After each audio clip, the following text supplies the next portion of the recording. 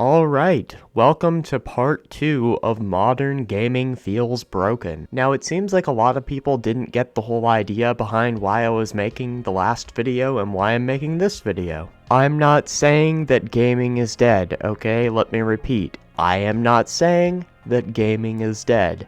However, the current state of the video game industry leaves me with no other feeling other than apathy. It just leaves me with the feeling of not caring, and that is because it feels like every single time I get excited for a game, it gets plagued with one of the issues that I'm going to talk about in this video, or I've already talked about in the previous video. And speaking of the previous video, you should go watch that one before you watch this one. It's up to you though. Anyway, welcome back to Modern Gaming Feels Broken, part 2 out of 2?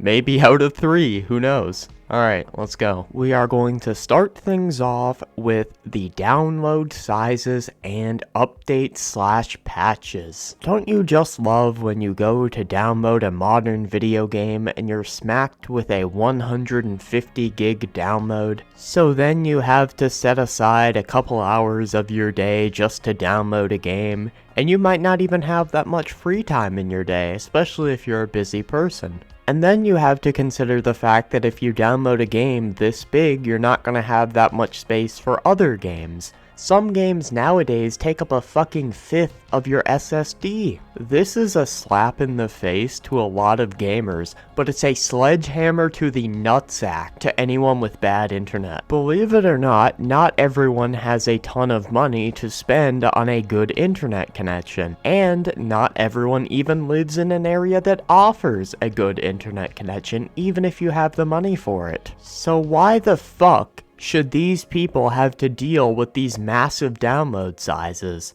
Why is Black Ops 6 270 gigabytes? I was gonna review that game for you guys. Here's my review. Don't buy it, it takes too much storage. Now you could try to argue that the games have become bigger and that's why the download sizes are bigger, but that's not really the case.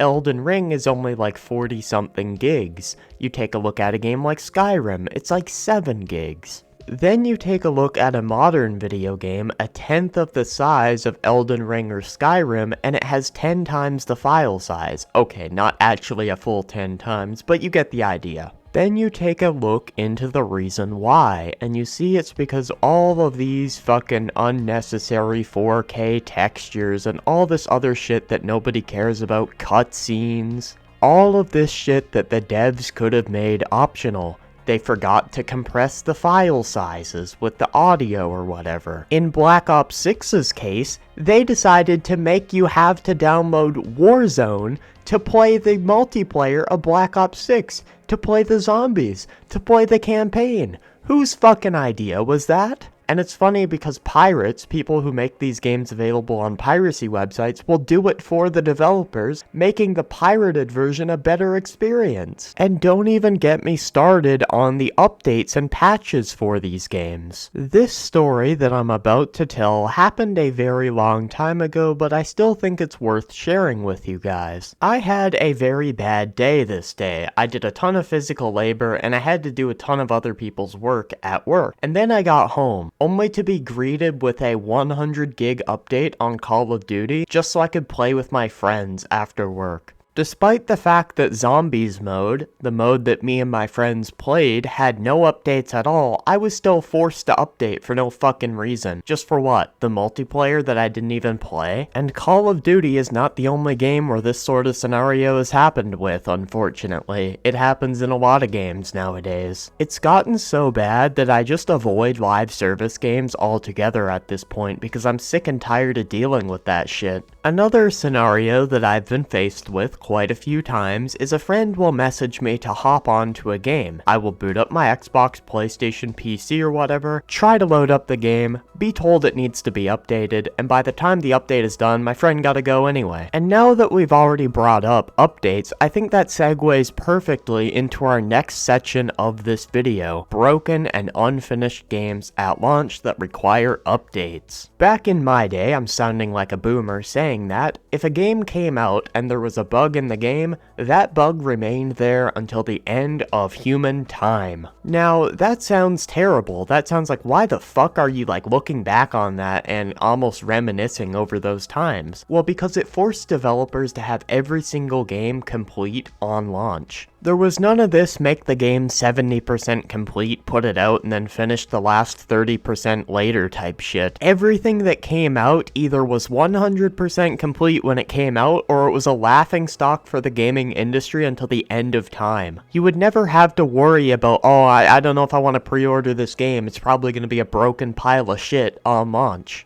Why? Because if they released a game that was a broken pile of shit on launch, then guess what? They were fucked. There was no, we'll fix it later, sorry guys. But while it's definitely more convenient to be able to put out a game and fix it later if there's a bug somewhere in the game, it's allowed developers to become way too fucking lazy. This release it and then fix it later shit has hurt physical media so much. Nowadays, when you go out and buy a physical disc for a game, half the time you gotta download a day one patch to make it playable. And the day one patch just involves a bunch of stuff that should have been tested and sorted out before the game released in the first place. The entire reason I used to buy physical media is because my area does not offer great internet and it's nice to be able to not have to download shit. Why are these day one patches taking this away from me? And now that we bring up physical media, let's move on to the next problem with modern gaming, the all-digital future. Digital media is great, and I'm glad it's there for those that like it. It's very convenient.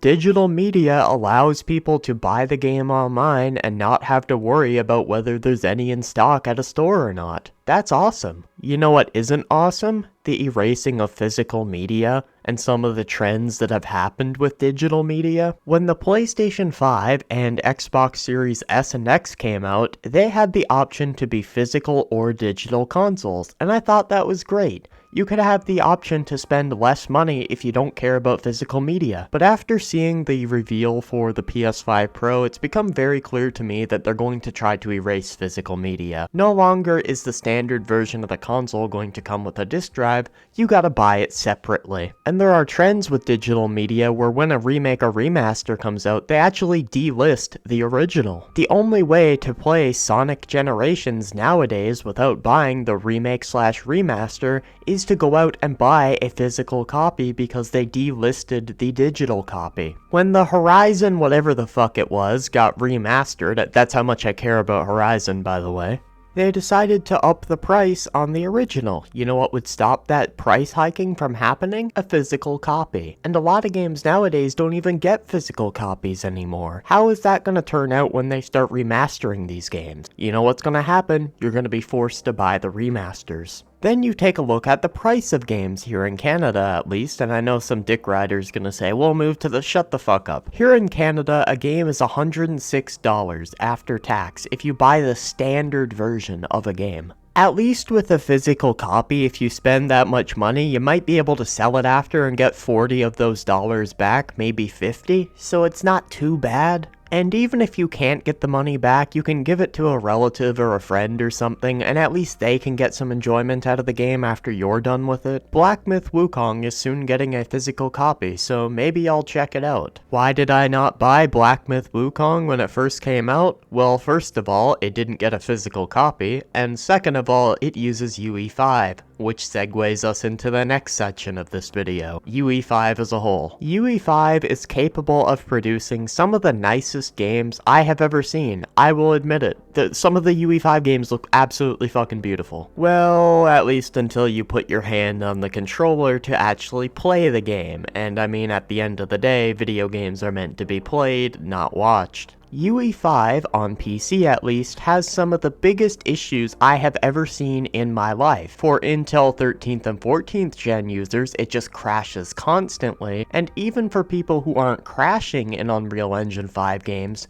they're stuttering. Even the games that are quote-unquote well optimized, which optimization is another problem with this engine, constant low frame rates and 30 FPS on consoles, even the quote-unquote well optimized games have these stutters in them all the time. I tried to play Fortnite the other day and I could swear that game stuttered more than a 12-year-old trying to talk shit in an online Call of Duty lobby back in 2012. Now, I wouldn't make an entire section of a video dedicated to this if it wasn't for the fact that half the industry is blindly moving to this engine with no experience. Apparently CD Projekt Red is moving to this engine, Halo is moving to this engine, I heard a rumor that Skyrim is gonna move to this engine. It takes a lot of talent to master this engine, and even when you do master it, the stutters are still there. How do you think it's going to turn out if these devs cannot use this engine correctly, or at least to the best of its ability? For me, if a game uses UE5, I already know I can't play it on PC due to crashing and stuttering, so I have to hope and pray that it gets a decent console port, which in most cases it don't. So I'm kinda just stuck there with my dick in my hand, not able to enjoy it. Some games like Fortnite will be fine on console, but most games just aren't, and it's very just disappointing to not be able to play half the shit that comes out nowadays due to that. Now, if you're someone who can deal with lower frame rates or whatever, that's actually great. I'm happy for you. I'm happy you're able to get enjoyment out of something that I can't, but me personally, I spoiled myself back in 2019 when I bought myself a PC and experienced 240 FPS, so yeah. When you grow up your entire life playing games that are 60 FPS, then you play at 120, 240, and you're forced to go back to 30, it's definitely different than someone who's been used to 30 their entire life. Also, even the games that can play at 60, or even 120, the stutters just fuck it up for me. And I'm not the only one who is speaking out against this. Every single tech review channel that I watch that analyzes performance has complained about this engine. I think that tells you something. It tells you that modern technology, modern hardware is just not ready for this engine, and it's better that you just save this engine for the future when technology can actually handle it. Also, Unreal Engine definitely doesn't have its priorities straight. I made a video talking about how Unreal Engine will make sure you don't use words like blacklist, whitelist, master and stuff like that because it's too offensive, all in the code that nobody's going to see anyway. And that brings us to the next segment of this video, activists. There's a lot of people in this industry that are more focused on being like activists or whatever the hell than actually just making fun games for people to play and putting their activism beliefs or whatever to the side when they make a game. I already just explained to you that UE5, that has a ton of issues with it, already tries to follow this activism bullshit of not having certain words that people can't see anyway to avoid offending people. But then you find things like the producer for Halo being offended by the weapons in his own game. I honestly don't think I could work on a game that glorifies or fantasizes modern guns. COD, Battlefield, Rainbow Six. I've had moments I've struggled with Halo, but the weapons and world is pretty sci-fi, which creates a large enough separation from reality. This guy should not be working on Halo if he's offended by weaponry. I mean, you're making a first-person shooter.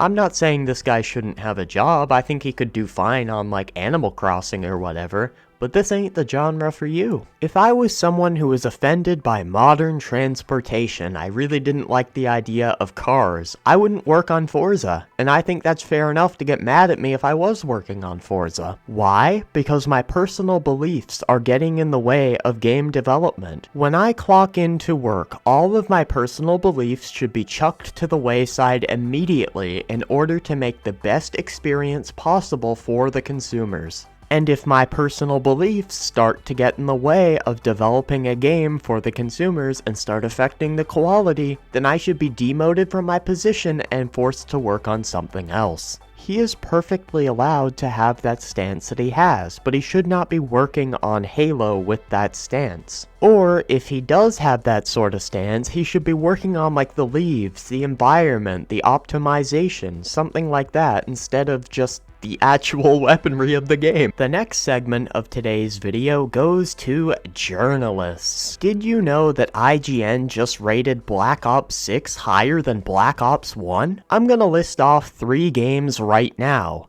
Dragon Ball Sparking Zero, Concord, Dustborn. You know what all three of these games have in common? IGN gave all of them the exact same review score.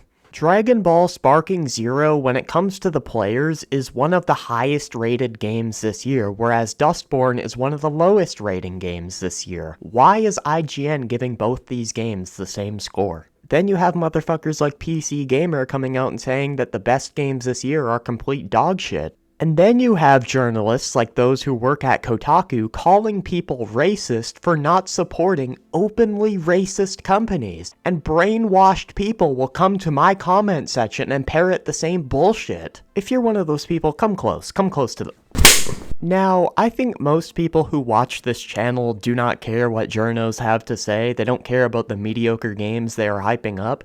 But if nobody at all cared what they had to say, they wouldn't be in business right now. That's the truth. Journos hyped up Star Wars Outlaws, and guess what? That game was one of the top sellers this month. The game looked like a PS3 game, it had explosions and effects from a PS1 game, and it was deleting people's save files who paid for early access.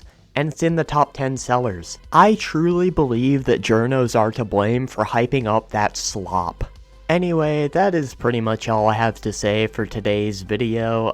This was part 2 to why modern gaming feels kinda broken right now. Now keep in mind, I'm not saying it's dead. There still are great indie games out there, but when it comes to the average quality, it's definitely taken a decline, especially on the AAA side. But before I hop out of here, I just want to address just comments like stop complaining and stuff like that. I make these videos because I love this hobby and I want it to get better. I have passion in it. So, you know, do with that information what you will. Alright, peace.